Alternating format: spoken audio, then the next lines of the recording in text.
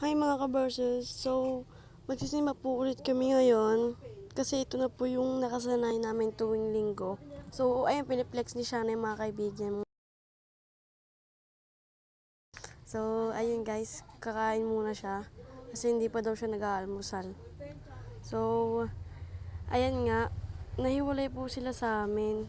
Dito po sila inassign.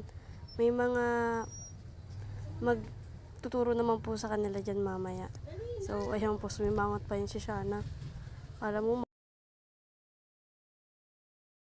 yun po, nihintay na lang po nila yung iba. Naman po, is papunta na po ng church.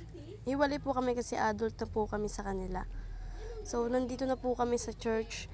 Dapat po talaga gusto po namin sa second floor. Para po kitang-kita po namin yung nagdi-discuss sa baba. Kaso lang po masyado po kaming maaga. Kaya dito po kami pinaupo kasi po may mga available pa pong seats. So, ayun lang guys. Thank you for watching.